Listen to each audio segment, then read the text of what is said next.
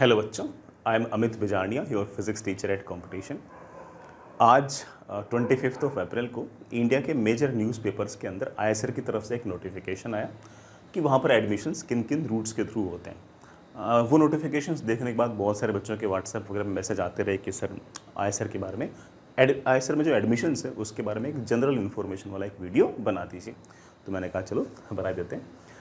ISR means Indian institutes of science education and research. ठीक है, but मैं पहले आईएसआर के बारे में एक जनरल इन्फॉर्मेशन दे रहा हूँ और फिर जो 3 रास्ते हैं आईएसआर जाने के, उन तीनों रास्तों को मैं थोड़ा सा एक्सप्लेन करूँगा। ठीक है, सबसे पहली बात, कुल मिलाकर 7 आईएसआर है।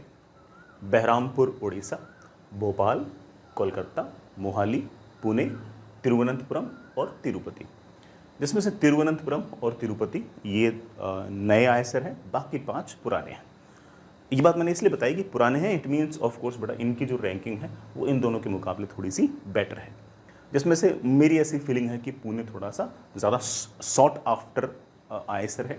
अगेन कोलकाता भी काफ़ी हद तक सॉट आफ्टर आईएसआर है। ठीक है, बाकी इसमें थोड़ा पर्सनल भी होती है। ठीक है, कि किसी किसी को कोई आईएसआर पसंद होता है, वो होता ही है। जैसे मेरे को पुणे काफ़ी पसंद है। इसके पीछे एक कारण ये भी है कि मैं जब छोटा था, मतलब बहुत ज़्यादा छोटा तो नहीं, लेकिन जब मैं मतलब शायद सेकेंड ईयर थर्ड ईयर में था, तो मैं शायद यहाँ पर 7-8 दिन अपने दोस्तों के पास रह के आया था। मेरे दोस्त कुछ आए सिर्फ पुणे में थे, तो मैं उनके पास 6-7 दिन लगातार रह के आया था। उनके मैस में खाना वाना खा के आया था, वहाँ पर फुटबॉल क्रिकेट वगैरह खेल के आया था। तो मेरा एक ऐसे एक लगाव रहा है, इसलिए मुझे ये पसंद है। बाकी हो सकता है कि कोलकाता इससे बेटर भी हो। ठीक, सो इसमें पर्सनल थोड़ा सा अलग अलग लोगों को अलग अलग आईएसआर ज़्यादा पसंद होते हैं। इन 7 के अंदर जो मेजर डिग्री दी जाती है that is BS plus MS, bachelor of science and masters of science. ये काफ़ी हद तक जो डिग्रीज़ दी जा रही हैं, ये काफ़ी हद तक जैसी फॉरेन कंट्रीज़ के अंदर BS और MS दी जाती है, काफ़ी हद तक उसी करिकुलम को कॉपी करने की कोशिश की है। जो जनरल कॉलेज में जो BSc और MSc दी जाती है, उससे थोड़ा सा उन्होंने डिफरेंट करने की कोशिश की है। और इवन नॉमेनक्लेचर भी वही यूज़ किया जो काफ़ी हद तक बाहर की यूनिवर्सिटीज़ यूज़ करती हैं, और काफ़ी हद तक करिकुलम भी वैसे का वैसा ही है। ये जो BS प्लस MS है, ये 10 सेमेस्टर प्रोग्राम है, जिसमें से इसको 8+2 लिखते हैं वो लोग बाग। 8 सेमेस्टर तो बड़ा पढ़ाई लिखाई वगैरह, और आखिर के जो 2 सेमेस्टर होते हैं उसके अंदर कुछ रिसर्च वगैरह मिलता है। इसमें आपको बैचलर ऑफ साइंस और मास्टर ऑफ साइंस दोनों की डिग्री एक साथ मिल जाएगी। ये 10 सेमेस्टर कंप्लीट करने में आपको, अगर सब कुछ सही रहा, तो 5 साल लगेंगे। ठीक है, तो ये जो BS प्लस MS की डिग्री है, इसकी नंबर ऑफ सीट्स लगभग 1700 के आसपास है। जिसमें से 224 बहरामपुर, 252 भोपाल, कोलकाता में 250, मोहाली में 244, पुणे के अंदर 288 और तिरुवनंतपुरम के अंदर सबसे ज़्यादा 302 और तिरुपति में 174। भोपाल इनमें से एक आईएसआर ऐसा है जिसके अंदर सिर्फ और सिर्फ बैचलर ऑफ साइंस की डिग्री भी मिलती है, जो 4 साल में ही कंप्लीट हो जाती है। भाई ये सारे के सारे जो BS प्लस MS है, ये तो 5 साल के हैं। 5 साल के अंदर आपको BS प्लस MS मिल जाएगा। ठीक है, लेकिन किसी को सिर्फ और सिर्फ BS अगर करना हो, तो इन सातों आईएसआर के अंदर सिर्फ और सिर्फ एक ही आईएसआर ऐसा है जो अभी तक BS देता है, and that is Bhopal. Bhopal के अंदर 73 सीट्स जो हैं वो इंजीनियरिंग साइंस नाम से कोई प्रोग्राम बना रखा है, उसमें है। और इकोनॉमिक साइंस नाम से एक प्रोग्राम और है, उसमें 42 नंबर ऑफ सीट्स हैं। तो ये जो 252 सीट्स है ना, ये तो BS प्लस MS की होगी, और ये दोनों सिर्फ और सिर्फ बैचलर ऑफ साइंस की होगी, इसमें MS की डिग्री नहीं होगी। ठीक है, ये जो 73 है, ये मेरे ख्याल से इंजीनियरिंग साइंस की है, और ये इकोनॉमिक साइंस की है। ठीक है, तो ये BS सिर्फ और सिर्फ इसमें, बाकी किसी के अंदर BS नहीं, बाकी इसमें BS प्लस MS है। नाउ बीटेक वाले जो बच्चे होते हैं, जो इंजीनियरिंग करते हैं, उनको एग्जैक्टली पता होता है कि हाँ भाई ठीक है, कि इंजीनियरिंग का क्या स्कोप है, कितना स्कोप है, किस NIT का क्या स्कोप है, बेसिक आइडिया रहता है। लेकिन आईएसआर जो है उसके अंदर बीटेक की डिग्री नहीं है, इसमें साइंसेस की डिग्री है। तो ऑब्वियस बात है कि जितने भी इंजीनियरिंग वाले रोल हैं उसके अंदर इनके बच्चे फिट नहीं बैठते। तो इनके जो आईएसआर के जो बच्चे हैं वो कहाँ फिट बैठते हैं, उनका फ्यूचर क्या है, इसके बारे में हल्का फुल्का तो आपको नाम से भी आइडिया लग गया होगा, और आपको ऑफकोर्स पहले से भी हल्का फुल्का आइडिया होगा। जो मेजर बच्चे जहाँ पर सेट होते हैं बेटा, वो है research. Mostly companies, even universities वगैरह हैं, उनके अंदर अच्छा खासा रिसर्च का काम चलता रहता है, और उस रिसर्च के काम के लिए अच्छे बच्चे पकड़ते हैं। और ख़ास तौर से आईएसआर के जो बच्चे होते हैं वो काफ़ी बढ़िया होते हैं, तो उनके बच्चे रिसर्च वगैरह में काम आ जाते हैं। बहुत सारी गवर्नमेंट जॉब्स जो होती है उसके अंदर जो BS और MS के जो बच्चे हों बड़े आराम से अच्छे से सेट हो सकते हैं। जो बाहर की यूनिवर्सिटीज़ हैं और इवन आईआईटीज़ वगैरह हैं, उनके अंदर पीएचडी भी ये बच्चे कर सकते हैं। पीएचडी वगैरह करने के बाद अगेन जो अगर जॉब प्रोफाइल की अगर बात करें तो आरएनडी के अंदर ही बच्चे मोस्टली सेट होते हैं। जितना मुझे पता है आईएसआर के अंदर जो बच्चा अच्छा करता है, एकेडमिकली बढ़िया करता है, उसको फॉरेन यूनिवर्सिटीज़ से पीएचडी बड़े आराम से मिल जाती है। अगर किसी ने वहाँ जाकर बिल्कुल मक्कारी कर ली तो अलग बात है, लेकिन अगर आप ऊपर के बच्चों में रहते हो, अच्छी रैंक लेके आते हो, अच्छी पढ़ाई करते हो और आपकी सीजीपीए बढ़िया रहती है, तो ऐसे केस में बाहर की यूनिवर्सिटीज़ से अच्छी खासी पेड पीएचडी मिल जाती है। और यही मोस्टली बच्चों का जो एम है वो पीएचडी ही रहता है।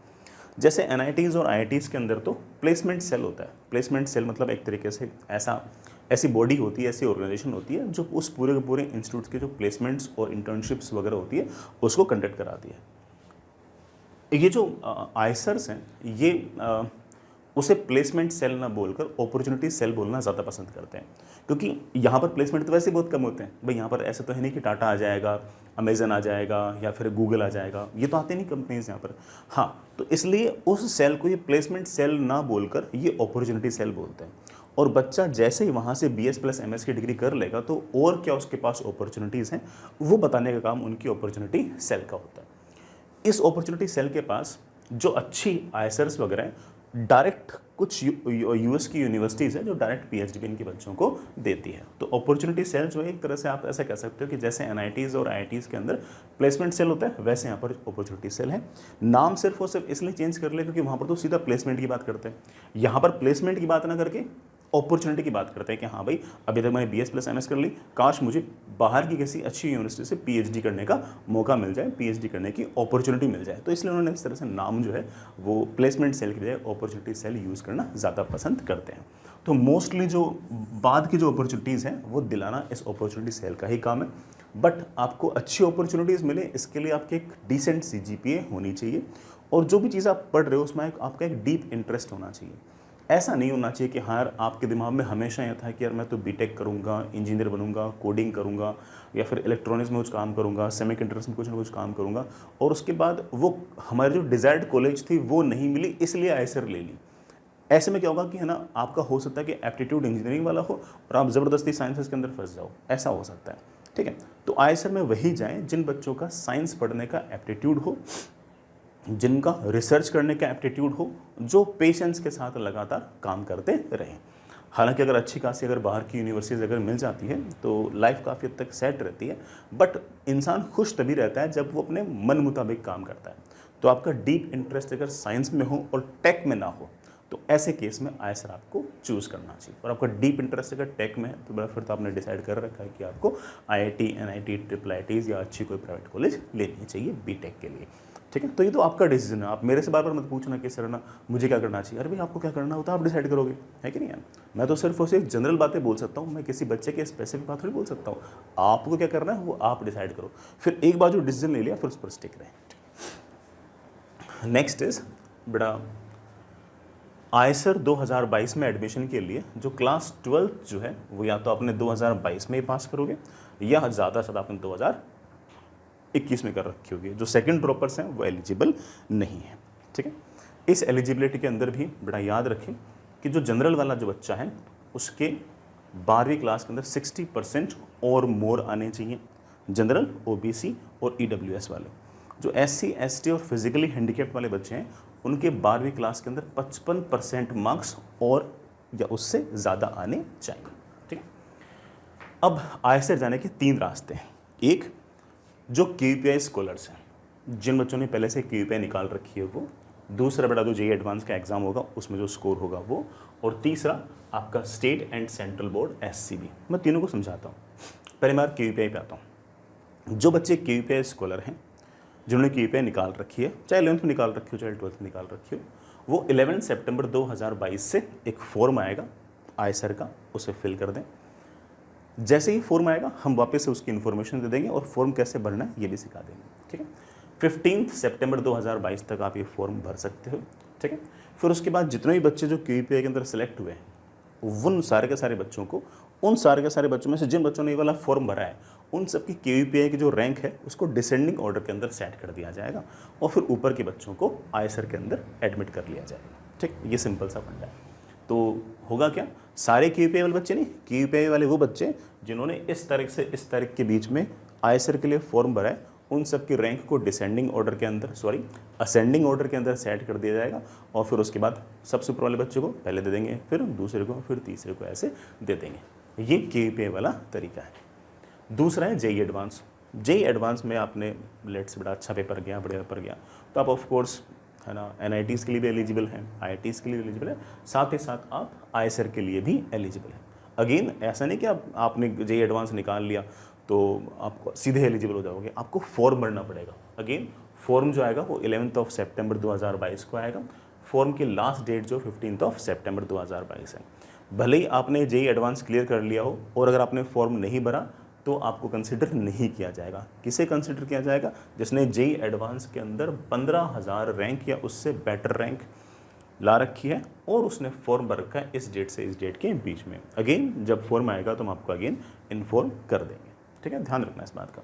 जनरल में जो रैंक है वो 15,000 से नीचे होनी चाहिए, बाकी कैटेगरीज की थोड़ा और उससे ज़्यादा रैंक में भी काम चल जाता है। लेकिन रफली आप ऐसे मान के चल सकते हो कि JEE एडवांस के थ्रू अगर आपको ISR जाना है तो 15,000 से कम आपकी रैंक होनी चाहिए जनरल वालों के लिए, मैं ऐसा बोल रहा हूँ, ठीक है। ये दोनों जो रास्ते हैं इनसे एडमिशन्स जो होते हैं उससे भी ज़्यादा नंबर ऑफ एडमिशन्स जो है वो इस तीसरे रास्ते से होते हैं, जैसे हम बोलते हैं state and central board SCB। इनमें इनके थ्रू जितने बच्चे ISR में एडमिशन लेंगे उससे ज़्यादा बच्चे इसमें से लेंगे। मान के चलो कि आधे से ज़्यादा बच्चे जो है वो इस तरीके से आएंगे, तो ऑफ कोर्स कई बच्चों का इसमें इंटरेस्ट होगा। नाम बेटा स्टेट एंड सेंट्रल बोर्ड इसलिए था क्योंकि लास्ट ईयर तक क्या था कि ये लोग है ना हर बोर्ड के ऊपर के जो 1% बच्चे थे सिर्फ उनको ही एलिजिबल मानते थे इस रास्ते से ISR में जाने के लिए। हालांकि इस साल उन्होंने ये वाला क्राइटेरिया हटा दिया, सिंपली बोल दिया कि जनरल कैटेगरी वाला बच्चा अगर 60% से अगर ऊपर नंबर रखता है तो वो इस रास्ते के थ्रू ISR में जा सकता है। SC ST या फिजिकली हैंडीकैप्ड है तो 55% या उससे अगर ज़्यादा मार्क्स हैं तो वो इस रास्ते से ISR जा सकता है, ठीक है। इससे पहले क्या था, टॉप के 1% में आना ज़रूरी था, हर बोर्ड के टॉप के 1% में, ठीक है। इस साल ऐसा नहीं है, अगले साल क्या होगा आई कांट से। इसकी फॉर्म की जो डेट्स हैं बेटा वो 29 अप्रैल आने वाली है, फॉर्म की डेट है। लास्ट डेट 29 मई 2022 है। मैं तो ये कहूँगा कि ये फॉर्म ज़रूर भरें, ठीक है। फॉर्म भरने का फ़ायदा ही है, जब भी काउंसलिंग वगैरह होगी मान लो सितंबर वगैरह में, तो कम से कम आपके पास एक एक्स्ट्रा ऑप्शन भी रहेगा। तो फॉर्म मेरे ख्याल से आपको भरना चाहिए। फॉर्म कैसे भरना है ये हम एक 29 अप्रैल को ही एक वीडियो बनाकर और पब्लिश कर देंगे, तो आपको कोई हल्की फुल्की दिक्कत आएगी तो उससे भी अपन सॉर्ट आउट कर लेंगे। जैसे ही आप ये फॉर्म भरोगे उसके बाद आपका एक एंट्रेंस टेस्ट होगा, जैसे हम ISR एप्टीट्यूड टेस्ट कहते हैं, और इस ISR एप्टीट्यूड टेस्ट में आपको जो स्कोर होगा उसके हिसाब से आपको एडमिशन मिलेगा। इस साल से पहले तक ISR एप्टीट्यूड टेस्ट जो है वो सारे बच्चे नहीं दे सकते थे, हर बोर्ड के सिर्फ और सिर्फ ऊपर के 1% वाले बच्चे ही दे सकते थे। अब क्या है, अब ऐसा कर दिया कि कोई भी दे सकता है, मतलब कोई मतलब जिसके भी 60% से ऊपर है। अब 60% से ऊपर तो मोस्टली बच्चों के होते ही हैं, ठीक है। जनरल में 60% के ऊपर और SC ST में 55% के ऊपर जिनके नंबर हैं वो बड़े आराम से बड़ा एग्ज़ाम दे सकते हैं। इस एग्ज़ाम के बारे में मैं बेटा कुछ बेसिक इन्फॉर्मेशन बता रहा हूँ। जैसे मैंने कहा कि बेटा फॉर्म की जो डेट है वो 29 अप्रैल से स्टार्ट है। फॉर्म भरने में कोई गलती मत करना। फॉर्म कैसे भरना है हम अलग से वीडियो बनाकर डाल देंगे।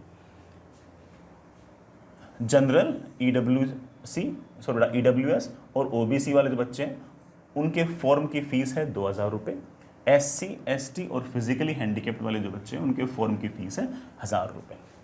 एग्ज़ाम की जो डेट है बड़ा दैट इज़ 3 जुलाई 2022, ये बड़ा आपके एग्ज़ाम की डेट है, ठीक है। ये एक तरह से मेंस 1 और मेंस 2 के बीच में कहीं ना कहीं आ गई। जो टेस्ट होगा वो कंप्यूटर बेस्ड टेस्ट होगा, उसमें फिजिक्स केमिस्ट्री मैथ्स और बायोलॉजी चारों ही पूछेंगे। ये जो बड़ा MS प्लस BS वाले जितने प्रोग्राम है उसमें मैथ्स वाले और बायोलॉजी वाले सारे बच्चे उसके अंदर एलिजिबल हैं। फिजिक्स केमिस्ट्री मैथ्स बायोलॉजी चारों पूछते हैं।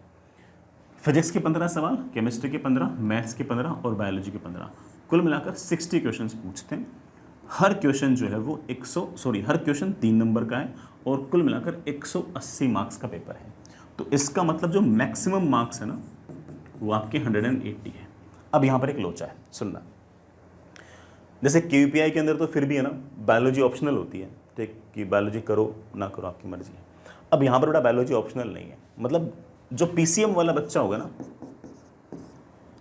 उसे भी बायोलॉजी करनी है, मतलब करनी है इस बात मतलब कि बायोलॉजी में अगर आपको कोई सवाल आता है तो टिक लगाना है, ठीक है, ऐसा नहीं कि मस्ट नहीं है, मतलब इसके नंबर काउंट होंगे, सीधी सी बात है। पेपर जो है वो 60 × 3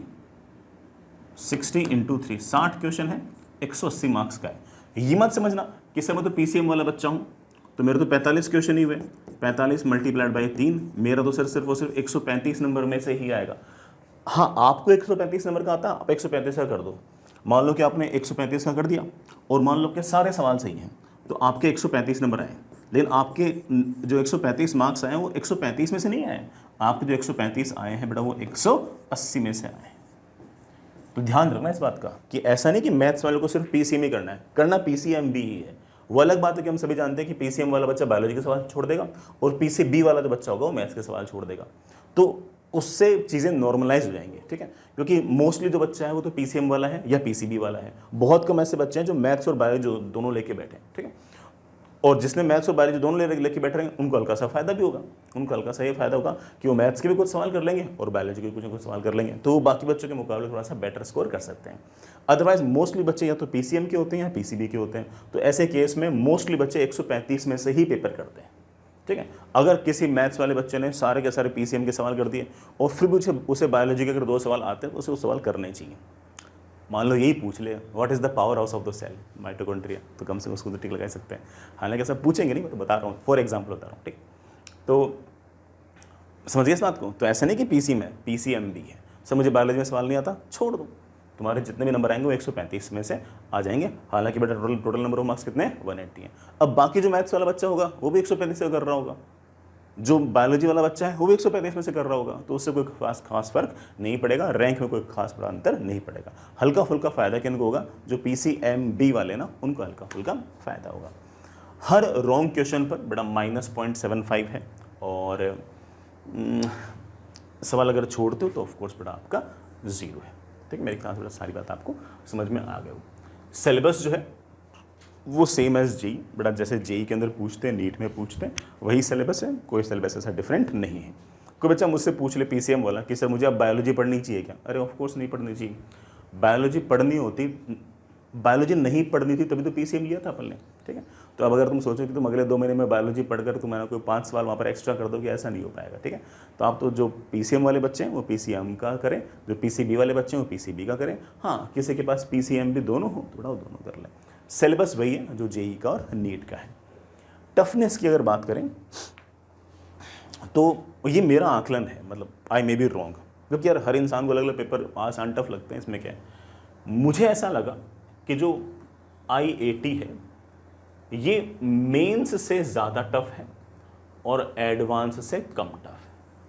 मतलब मैंने तो पिछले 4-5 साल के पेपर देखे, मुझे ऐसा लगा कि एडवांस से कम लेवल का और मेंस से थोड़ा सा टफर साइड का पेपर है।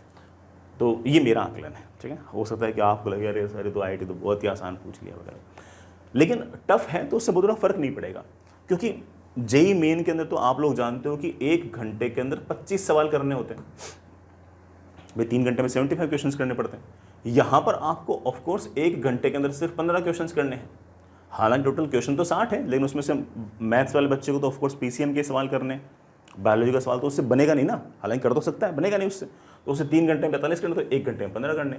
जेई के अंदर 1 घंटे में 25 करने हैं, यहाँ पर 1 घंटे में 15 करने। जब 1 घंटे में 15 करने तो आपके पास पर क्वेश्चन थोड़ा सा टाइम ज़्यादा है, तो अगर सवाल टफ भी हुआ तो अगर आप उसको टाइम दोगे तो वो सवाल आपसे बन जाएगा, ठीक है। तो ये एक बेसिक बेटा कहानी थी। मैं तो इस बात के लिए मोटिवेट करूँगा कि अगर आपका हल्का फुल्का भी साइंस का एप्टीट्यूड हो और आपको ऐसा लगता है कि ना टेक में बहुत ज़्यादा इंटरेस्ट आपको ऐसा नहीं है, तो आप IISER एप्टीट्यूड टेस्ट ज़रूर दें। इवन कोई बच्चा हल्का फुल्का भी अगर कंफ्यूज हो कि सर मुझे आगे जाए क्या करना है क्या नहीं करना, डिसाइड नहीं कर पा रहा हूँ, तो मैं उसे भी कहूँगा कि यार IISER एप्टीट्यूड टेस्ट ज़रूर दें।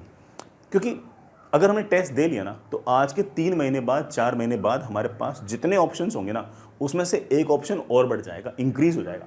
मान लो कि इस बच्चे के रैंक लेट से 15,000 आ गई, मैं ऐसे एग्जांपल बोल रहा हूँ कि जेई एडवांस में 15,000 रैंक आ गई, तो उसे IIT में बहुत ही ऐसे रद्दड़ सी ब्रांच मिल रही होगी, बेकार सी ब्रांच मिल रही होगी वगैरह वगैरह, शायद मिल भी नहीं रही होगी, ठीक है। है ना। हो सकता है कि एनआईटी भी उसे, और मान लो कि एनआईटी भी ख़राब मिल रही हो, लेकिन अगर मान लो कि उसका आईएसआर एप्टीट्यूड टेस्ट अगर अच्छा चला गया तो उसके पास एक ऑप्शन बढ़ जाएगा कि मैं ख़राब आईआईटी में ख़राब ब्रांच लूँ, ख़राब एनआईटी के अंदर ख़राब ब्रांच लूँ, या फिर टॉप आईएसआर के अंदर टॉप, इसमें ब्रांच तो है नहीं, मैं टॉप आईएसआर के अंदर जाके सेट हो जाऊँ। तो कम से कम उसके पास एक ऑप्शन बढ़ जाएगा। ठीक है, जाना नहीं जाना तो हम बाद में डिसाइड कर लेंगे, है कि नहीं यार। जाना नहीं जाना तो बाद में डिसाइड कर सकते हैं। तो इसलिए मैं तो ये कहता हूँ कि अगर क्या फ़र्क पड़ रहा है यार, 2,000 रुपये तो लग रहे हैं टेस्ट देने के, दे लो। इसी बहाने एक दिन का और एक्सपोजर मिलेगा कि हाँ यार टफ टेस्ट किस तरह से देने हैं। तो मैं तो ये कहूँगा कि टेस्ट देना चाहिए। जाना नहीं जाना डिसाइड करने के लिए तो ऑफकोर्स सितंबर अक्टूबर पढ़ें, कभी अपन डिस्कस कर लेंगे कि हाँ भाई किस बच्चे को आईएसआर जाना चाहिए, किस बच्चे को नहीं जाना चाहिए। बट मेरे ख्याल से देने में ऐसा कोई नुकसान नहीं है। ठीक है, चलिए मैंने अपनी तरफ से सारी बातें बताने की कोशिश की है। फिर भी मेरे से कोई बात छूट गई हो तो कमेंट बॉक्स में लिखना, मैं रिप्लाई करने की पूरी कोशिश करूँगा। ठीक है, चलिए खुश रहिए, मस्त रहिए।